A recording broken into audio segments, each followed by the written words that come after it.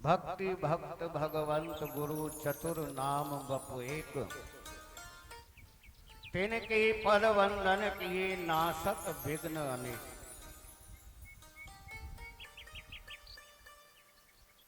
भगवान जो है भक्तों की पूजा करते हैं। जैसे हम भगवान की पूजा करते हैं, ऐसे ही भगवान अपने भक्तों की पूजा करते हैं। हमारा जो ये देश है भारतवर्ष, इस संसार में क्यों प्रमुख देश है? क्योंकि यहाँ पर भगवान के अनेकों अवतार हुए हैं और भगवान के अनेकों भक्त हुए। भगवान के भक्तों में एक भक्त थे जिनका नाम था भक्त रैदास।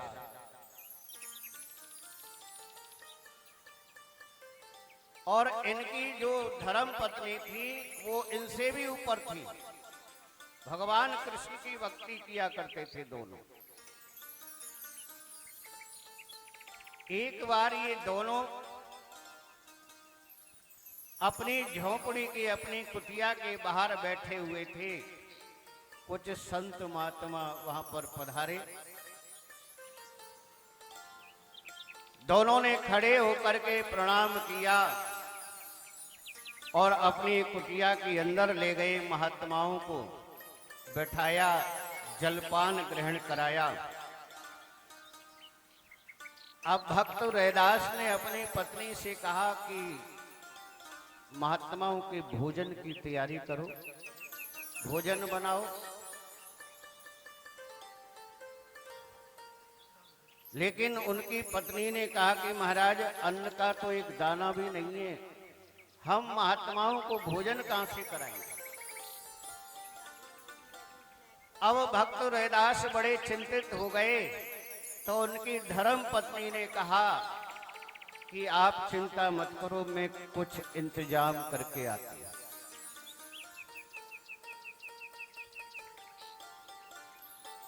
नगर के अंदर जहां पर रैदास का घर था और घर वाले माता पिता सब रहते थे, तो वहां गई और भक्त रैदास की जो माता जी थी उनके पास में पहुंची, यानी कि अपनी सास के पास जाकर के प्रणाम किया और क्या कहा?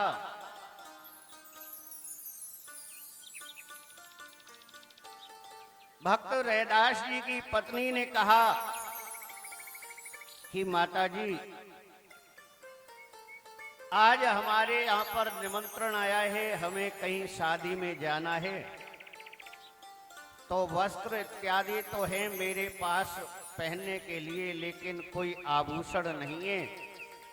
आपके पास में जो गले का हार है वो आप मुझे दे दीजिए, और जब मैं वापस शादी में से आ जाऊंगी तो आपका जल्दी से जल्दी वो हार लौटा दूंगा। भक्त रैदास जी की माताजी ने विचार किया कि आज तक जीवन में मैंने इनकी कोई भी मदद नहीं की, कुछ भी नहीं दिया इनको। आज जब ये मांगने आई है और वो भी बाद में लौटा देगी, ऐसा विचार करके बोले ठीक है, मैं अभी ला कर देती हूँ। अंदर गई और हार ला करके रैदास जी की पत्नी को दे दिया और कहा कि देखो, जल्दी से जल्दी इसको लौटाना।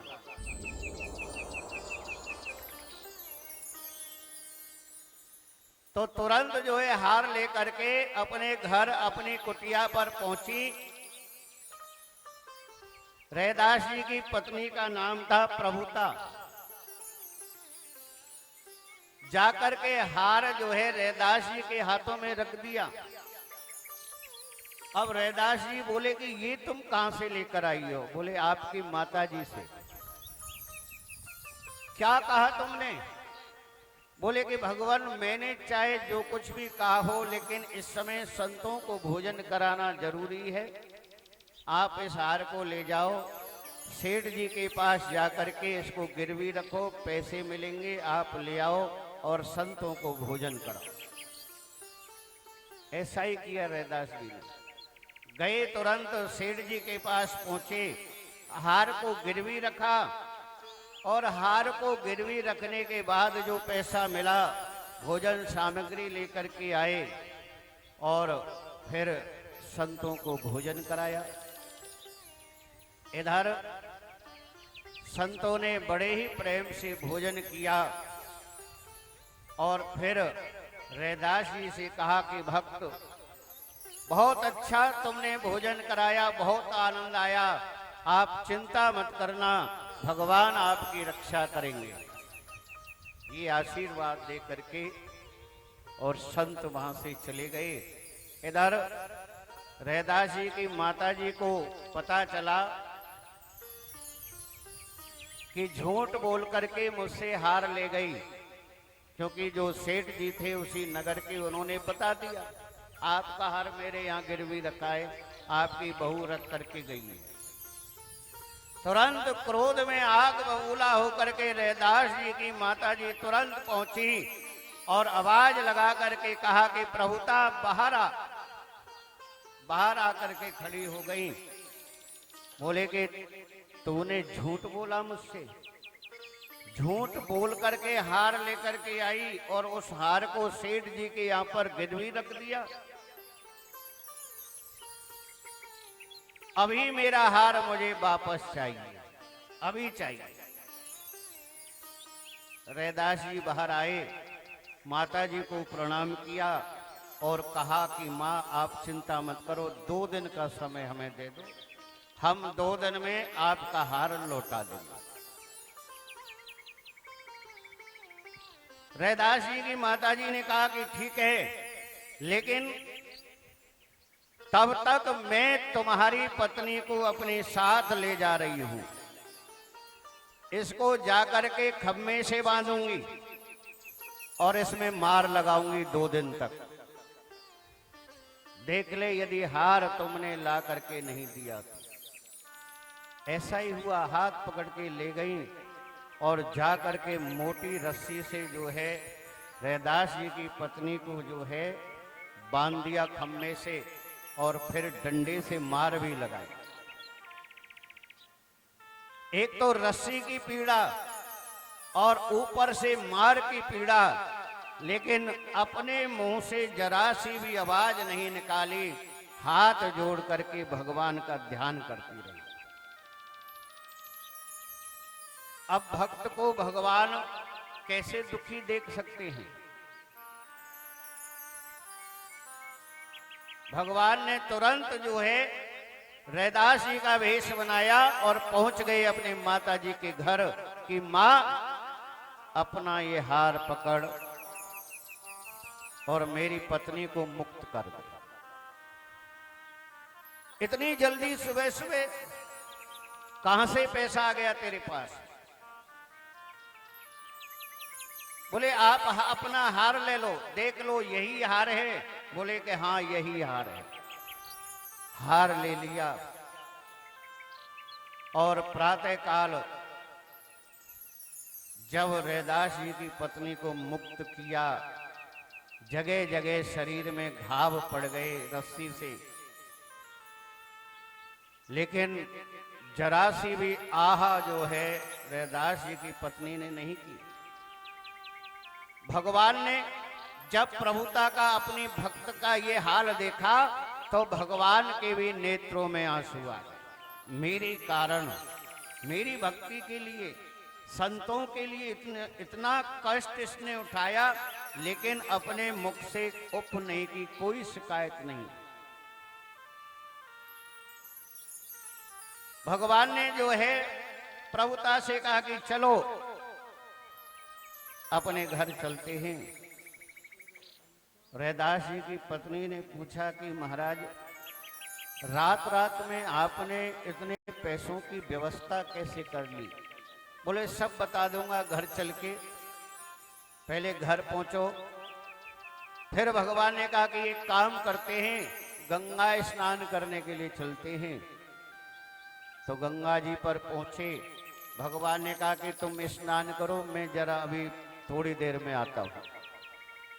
भगवान तो अंतर ध्यान हो गए। इधर प्रातः काल का समय, रैदास जी गंगा स्नान करने के लिए आते थे और उसी स्थान पर आते थे जहां भगवान उनकी पत्नी को छोड़कर गए थे।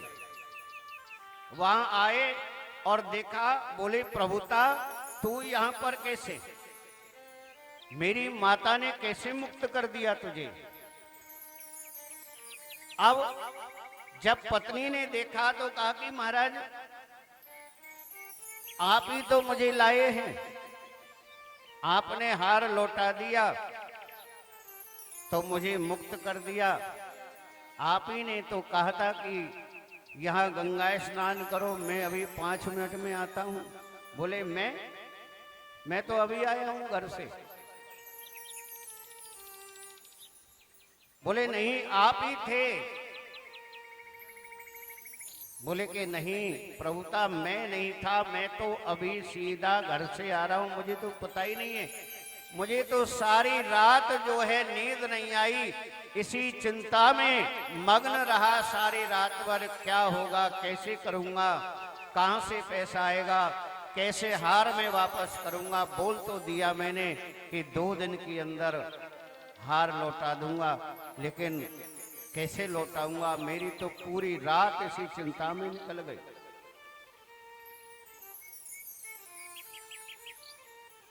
अब जब दोनों ने मिलकर के विचार किया, प्रभुता बोले कि महाराज जब आप नहीं थे तो इसका मतलब कोई नहीं, मेरा ठाकुर ही आया था, मेरा गोविंद आया था आपके वेश में, हार वापस कर दिया, मुझे मुक्त कर दिया। और यहाँ गंगा स्नान के बहाने से मुझे छोड़ करके चले गए कि कहीं इनको पता नहीं चल जाए। लेकिन हे गोविंद, हमें तो पता चल गया। दोनों पति पत्नी इतने भावुक हो गए कि दोनों ही रोने लगे कि हमारे कारण जो है प्रभु को, भगवान को, ठाकुर जी को इतना कष्ट हुआ, उनको आना पड़ा।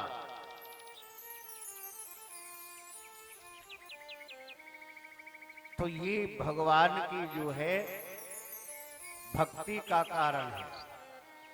जब आप कहीं बाहर निकलते हैं,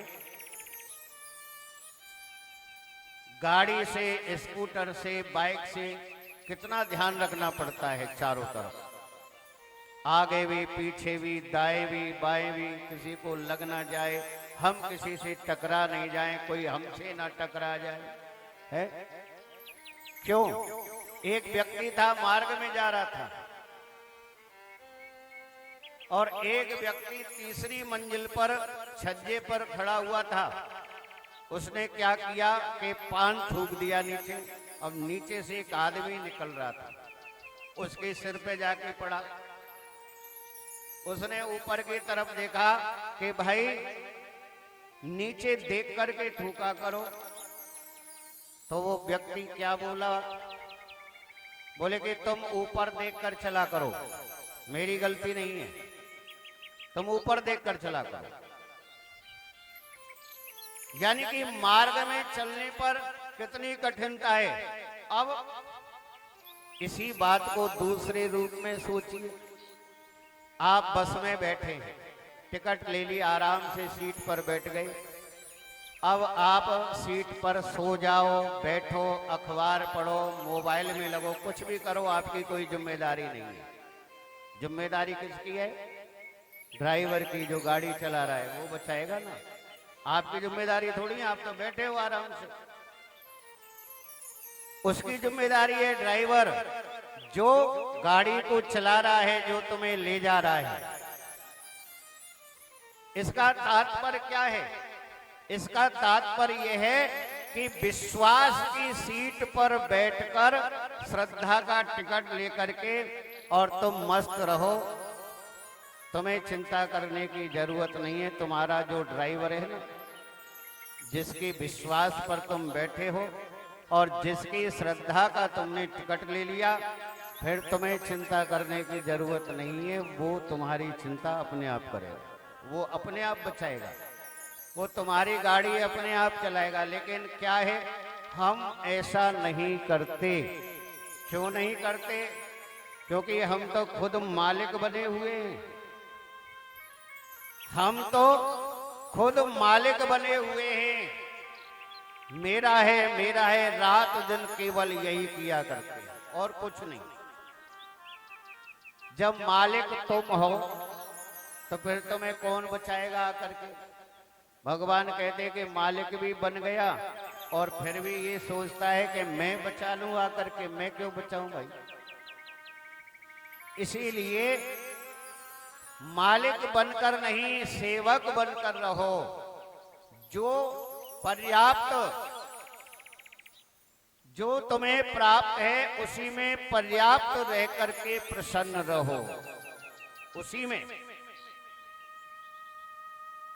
ये नहीं कि जो प्राप्त है उसमें प्रसन्न नहीं, जो अप्राप्त है, जो हमें मिला नहीं, उसके लिए परेशान हो रहे हैं। ये और मिल जाए, ये और बन जाए, इतना और हो जाए। बोले कि ये जो मन की तृष्णा है ये कभी भी समाप्त नहीं होगी, करना पड़ता है। और इसको कैसे किया जाता है कि अपने मन के ऊपर काबू करो, अपने मन के ऊपर कंट्रोल करो। जब आपका मन आपके काबू में रहेगा, जब मन आपका आपके कंट्रोल में रहेगा, तो फिर आप इधर उधर नहीं भटकोगे। लेकिन अभिमान, अहंकार, ये इतना हमारे अंदर प्रवेश कर गया है, इतना अंदर घुस गया है कि हम ये सोचते ही नहीं, हम ये विचार करते ही नहीं है। हम तो यही सोचते हैं कि बस करने वाले हम हैं, हमने किया है। देखो कितना बढ़िया मकान बनाया हमने, कितनी बढ़िया गाड़ी लेकर के आए, हाँ, कितनी बढ़िया जो है हमने अपने पुत्र की शादी कर दी। यानी कि हमने की है। तो इस प्रकार का जो अहंकार है, इस प्रकार का जो अभिमान है, जब तक ये अभिमान हमारे मन के अंदर से नहीं जाएगा, तब तक हमें भगवान की शरणागति नहीं मिल सकती, नहीं प्राप्त होगी, दूर दूर तक प्राप्त नहीं होगी। दूर दूर तक भगवान की भक्ति प्राप्त नहीं होगी।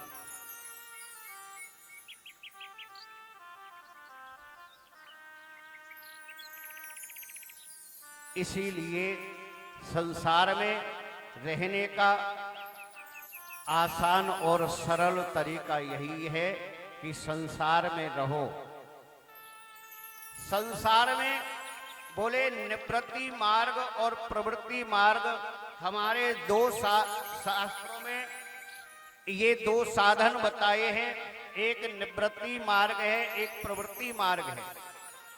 आप निवृत्ति मार्ग को ग्रहण करो, संसार में रह करके, यानी संसारी हैं लेकिन किस प्रकार रहते हैं कि हमें किसी भी संसारिक वस्तु से कोई मोह नहीं है। इसको कहते हैं निवृत्ति मार्ग।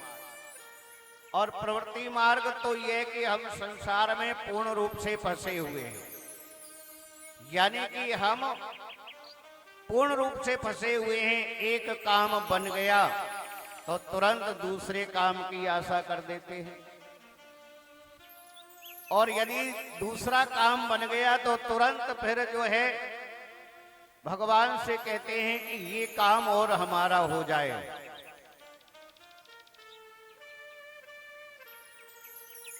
और जब नहीं होता है तो हम बहुत ही दुखी हो जाते हैं, बहुत ही परेशान हो जाते हैं। लेकिन प्रवृत्ति मार्ग ऐसा ही है, प्रवृत्ति मार्ग में अनेक प्रकार के दुख भरे हुए हैं, अनेक प्रकार के दुख भरे हुए हैं। और निवृत्ति मार्ग में, बोले निवृत्ति मार्ग में आपको सुख दुख का कोई भी एहसास नहीं होगा। दुख आया, आकर के चला जाएगा, उसका एहसास आपको नहीं होगा। सुख आया, आकर के चला जाएगा, उसकी प्रसन्नता आपको नहीं होगी कि हमारे पास में इतना सुख आया और हमको जो है इतना आनंद आया, इस प्रकार का कोई एहसास नहीं होगा। आप दोनों में भी, सुख में भी और दुख में भी एकदम नॉर्मल, एकदम शांत रहोगे। किसी प्रकार आपके मन में कोई उथल पुथल नहीं होगी, आपका मन परेशान नहीं होगा, आप परेशान नहीं होंगे। लेकिन जब हम संसार के अनेक प्रकार के साधनों में लिप्त हो जाते हैं तो हम दुखी हो जाते हैं और फिर उसी दुख के कारण हम जो है परेशान हो जाते हैं। तो ये अंतर है निवृत्ति मार्ग और प्रवृत्ति मार्ग का। ये जब समझ में आ जाता है तो फिर जो हम भटकते हैं 84 लाख योनियों में, ये 84 लाख योनियों की जो भटकन है ये हमारी समाप्त हो जाती है। ये मानव जीवन की सत्य और सार्थकता है, तब जाके तुम्हें अपना सही लक्ष्य प्राप्त होगा। यानी कि 84 के बंधन से आप तब फ्री होंगे। क्योंकि संसार में रहते हैं, अब संसार में रहोगे और संसार का बनकर रहोगे तो अनेक प्रकार के झंझट तो आएंगे, अनेक प्रकार की परेशानी तो आएंगी, अनेक प्रकार के सुख दुख तो आएंगे। क्यों? कोई देता नहीं है, हम इनको स्वयं बुलाते हैं, कोई नहीं देता है, हम बुलाते हैं। जरा सा जो है सुख प्राप्त हो गया तो इतने प्रसन्न होते हैं कि जिन इनके बराबर संसार में कोई सुखी नहीं है। और जरा सा भी जो है दुख आ गया तो फिर ऐसा लगता है कि जैसे संसार में हमसे ज्यादा कोई दुखी नहीं है, यानी हम ही सबसे ज्यादा दुखी है संसार।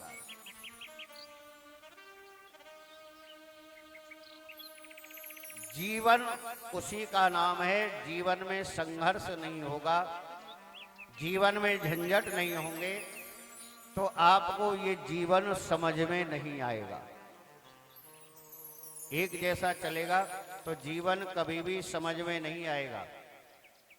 संघर्ष और झंझट जब जीवन में रहेंगे तो आपको ये जीवन समझ में आएगा और तब ही आपको इस बात का एहसास होगा कि हाँ, वास्तव में हमें संसार से क्या मिला है, हमने संसार को क्या दिया है, हमें संसार से क्या प्राप्त हुआ है, हमने संसार में क्या खोया है। न संसार से कुछ प्राप्त होता और न संसार में आपका कुछ खोता। ये सिर्फ और सिर्फ इस मन के एहसास हैं। क्योंकि मन इतना बंधन में होता है संसार के में, तो उस बंधनों के कारण ही हमें ये एहसास होता है कि हम दुखी हैं, हम परेशान। भगवान के जो भक्त होते हैं वो कभी भी अपनी चिंता नहीं करते हैं, कभी भी जो है ये अपने बारे में नहीं सोचते हैं कि हमारा क्या होगा, हम कैसे करेंगे, क्या करेंगे, हमारे घर में कुछ नहीं है। भगवान अपने आप सारा प्रबंध करते हैं, इनको कोई मतलब नहीं रहता है, उनकी भक्ति में लीन रहते हैं। तो इसीलिए जब संसारी हो जाते हैं भगवान का नाम लेते हैं तो भगवान का नाम नहीं लिया जाता। अब मन में ये सोच लेते हैं कि चलो भाई हम ये कार्य प्रतिदिन करेंगे, वो भी नहीं होता। कभी ये बहाना कभी वो बहाना। आज का दिन ही खराब हो गया। आज तो सुबह जल्दी जग ही नहीं पाए, आज तो रात को नींद ही नहीं आई। अनेक प्रकार के जो है कारण, अनेक प्रकार के झंझट आ जाते हैं। लेकिन जब अपना काम करते हैं तब कोई झंझट नहीं आता है, सबको किनारे लगा देते हैं। जाना है ना कहीं तैयार होकर के तो टाइम पर ही पहुंच जाते हैं। फिर नहीं कहते हैं कि ये झंझट हो गया, ऐसे कारण हो गया, हम नहीं गए, हम नहीं जा पाए। नहीं, तैयार। समरिया झंझट बड़े अपार, समरिया झंझट बड़े अपार, समरिया झंझट बड़े अपार, समरिया झंझट बड़े अपार, समरिया झंझट बड़े